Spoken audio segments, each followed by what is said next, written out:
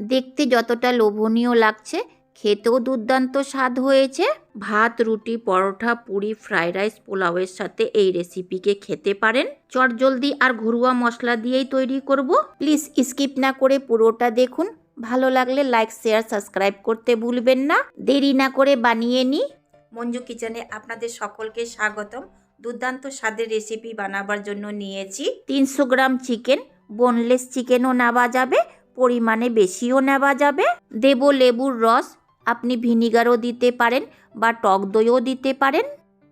ভালো করে মেখে দিতে হবে আর ডোলে ডোলে মাখাতে হবে।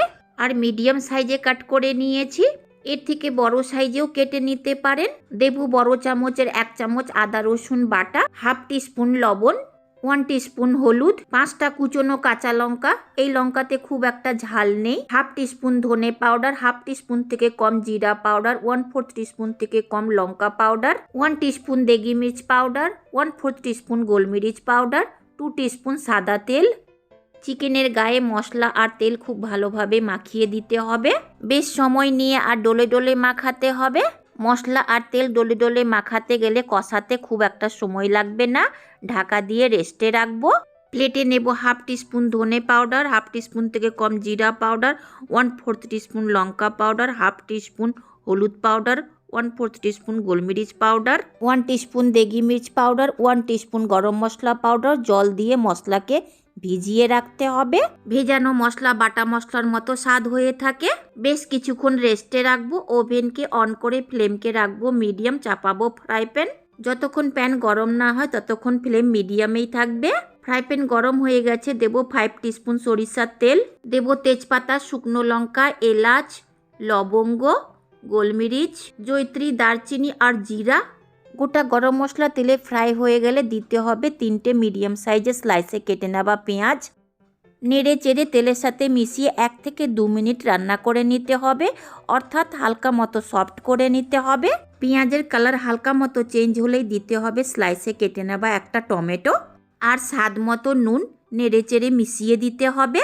টমেটোকেও 1 থেকে 2 মিনিট রান্না করব, পুরোপুরি সফট করব না। দেব 1 টিস্পুন আদা রসুন বাটা আর ভিজিয়ে নেওয়া মশলা, অল্প পরিমাণে প্লেট ধোয়া জল, তার সাথে দিয়ে দিব মেরিনেট করা চিকেন মেরিনেট করার সময় অল্প পরিমাণে তেল দিয়েছিলাম, তাই মশলা ফ্রাই না করে চিকেন দিয়ে দিলাম আর সামান্য বাটি ধোয়া জল। নেড়ে চেড়ে মিশিয়ে দিতে হবে। একইভাবে নেড়ে চেড়ে ততক্ষণ রান্না করতে হবে যতক্ষণ চিকেন, পেঁয়াজ আর টমেটো নিজের জল না ছেড়ে দেয়। চিকেন জলজলে হয়ে গেছে, ঢাকা দিয়ে রান্না করতে হবে আর ফ্লেমকে করে দিতে হবে লো মিডিয়াম। 1 থেকে 2 মিনিটের পর ঢাকাটা খুলে খুব ভালোভাবে নেড়ে দিতে হবে। চিকেনে বেশ অনেকটাই জল ছেড়েছে। 3 থেকে 4 মিনিট খোলাতেই নেড়ে চেড়ে রান্না করতে হবে। আবার 2 মিনিট মতো ঢাকা দিয়ে রান্না করতে হবে। 4 থেকে 5 মিনিটের পর ঢাকাটা খুলে খুব ভালোভাবে নেড়ে দিতে হবে। চিকেনের সম্পূর্ণ জল শুকিয়ে গেছে। একইভাবে নেড়ে চেড়ে ততক্ষণ কষাতে হবে যতক্ষণ চিকেন থেকে খুব ভালো একটা গন্ধ না বেরিয়ে আসে। চিকেনের স্বাদ কষানোর উপরেই নির্ভর করে। 4 থেকে 5 মিনিট কষিয়ে নেবার পর দিতে হবে 1 টিস্পুন বিরিয়ানি মশলা, চেরা কাঁচা লঙ্কা, ঘি আর সামান্য চিনি। যারা চিনি পছন্দ করেন না তারা স্কিপ করতে পারেন। ভালো করে মিশিয়ে দিতে হবে। চিকেন কষা তৈরি করতে গেলে টমেটো আর পেঁয়াজকে সফট না করাই ভালো। চিকেন, পেঁয়াজ, টমেটো আর নিজের জলেই সেদ্ধ হয়ে থাকে। একটা চিকেনকে কেটে দেখে নিতে হবে সেদ্ধ হয়েছে কিনা। চিকেন খুব ভালোভাবে সেদ্ধ হয়ে গেছে, গন্ধ থেকেই বোঝা যাচ্ছে কষানো খুব ভালোভাবে হয়েছে। ফ্লেমকে অফ করে ঢাকা দিয়ে রেস্টে রাখবো। রেস্টে রাখতে গেলে চিকেন থেকে তেল আলাদা হতে লাগে, তাই খুব ভালোভাবে মিশিয়ে দিতে হবে। তৈরি হয়ে গেল চিকেন কষা রেসিপি। প্লেটিং করে নিতে হবে। চিকেন কষার দারুণ স্বাদ হয়েছে। একবার বানিয়ে খেলে বারবার খেতে ইচ্ছে করবে।